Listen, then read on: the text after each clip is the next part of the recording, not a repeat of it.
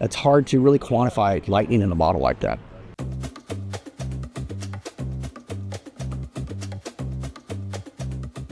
I'm Matt Hartley. I have been doing the Linux thing for about 20 years. I am the Linux support lead for Framework Computer, and my job is to act as the conduit or the connection point between Framework and the Linux community, while also providing support for Framework for our customers. One of the things that drew me to Framework was the idea that I can finally take ownership of my laptop back. When you buy a desktop computer, especially if it's one you build yourself, you really take ownership of that because you're putting it together. You have blood, sweat, and tears, and sometimes some frustration along the way, getting that together and getting it configured the way you want. This is the first laptop, genuinely the first laptop that I've ever seen that goes at a very granular level and allows that to be something you can actually connect with, to where you can decide what color bezel you want, to where you can decide specifically whether or not you want one wireless card versus another. And it's easy to get to without removing 30,000 parts and all this extra stuff that other laptops might do. In the past, in the old days, yes, larger laptops were repairable until they're obsolete, and that once that motherboard's lifespan runs out, that's it. You can't simply pop it out and turn it into a media server or turn it into a file server. With a Framework, you can. So someone that purchases a Framework in 2021 with that chassis, every single solitary component can be obsolete. They can then turn around and say, oh, in 2024, they want to upgrade literally everything in it. But what's cool is the components that were in from 2021 are still useful, and they can repurpose them. They can actually make a children's computer. They can donate it to somebody, put it in a 3D printed chassis or a Cooler Master case, and someone else can get value and be excited about computing. And that is hard to capture.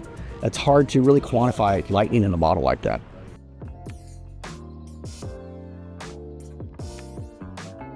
So specifically for us, when I came on board, we were kind of taking a grandioso approach to where we just tried to support everything, and that is ideal in a perfect world, but there's a lot of moving parts to that. Someone once told me, well, Linux is Linux, and that's not actually true.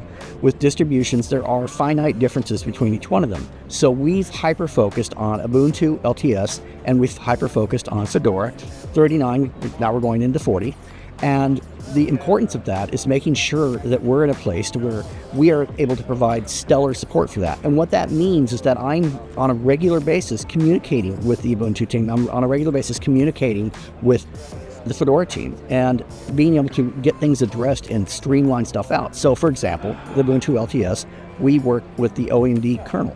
And the idea with that is we can get stuff out quicker. If there's a fix or something that needs to be updated, some of our partners have PPAs for Ubuntu. For example, the Power Profile Debian, for a while, we were using a PPA so that folks could basically make sure that they have the latest and greatest on what is, generally speaking, considered an older distribution, because 2204 feels a little long in the tooth, but when you have that kernel and you are running our program, you're actually making sure when by program, I mean our guides, you're actually going through the guide and following it step by step.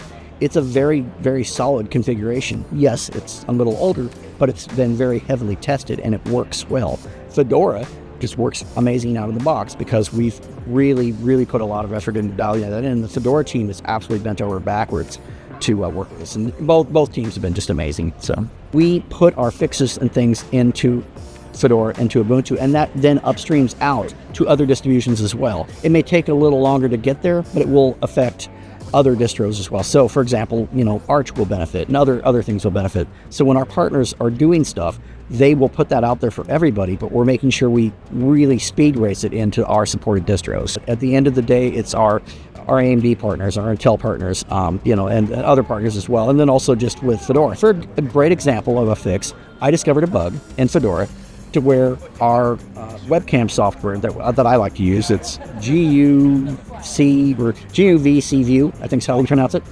It was crashing. It was really frustrating. And while there are other programs you can use, this is one I like to use for calibration, and I know others do as well.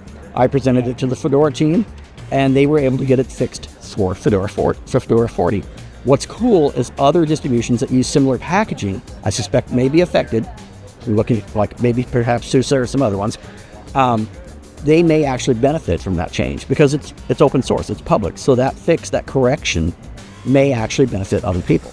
Yeah, it's cool how it's like they share the solution. It's a real community in that regard. It truly is open source, and our hardware philosophy matches that, and that we want to provide as much as possible. There are limitations with partners and restrictions there. Obviously, there's some things we can't share based on partnership agreements, but overall, anything we're doing, we do try to make available to you on GitHub. We want you to build robots and handheld stuff with your framework motherboards and just do amazingly cool stuff. We have people doing amazing things with our modules, taking them apart and tweaking them or putting something completely new together, 3D printing a module case and making a cracker holder. I mean, our community is amazing. They do incredible stuff. So, yeah.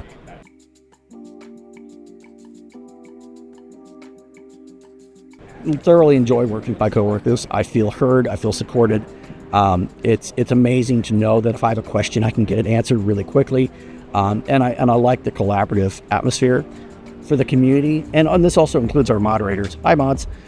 You guys are amazing as well. I know that our community as a whole is there to see us all succeed, so that employees and the community have that shared goal of seeing Framework do well, because it does good things for the world at large. We are trying to make electronics better. We're not trying to get people to just absolutely, change their mindset for something just from pure greed or something like that. We want people to really embrace the right to repair. We want people to understand the value of making sure that when you buy a laptop, you're doing so with, a responsibility to the environment. You're doing so with a responsibility to not just being wasteful and, really taking some pride in, the fact that I put this together, that means something to me, and that it can be repurposed and it's never obsolete and you're better bang for your buck, and I just talking about it's exciting. It's just, I never get tired of talking about that. Always back up your data. That's my PSA for the day. If I had $1 for every time someone's like, oh no, something happened, back up your data. We provide guides for this. It's in the knowledge base.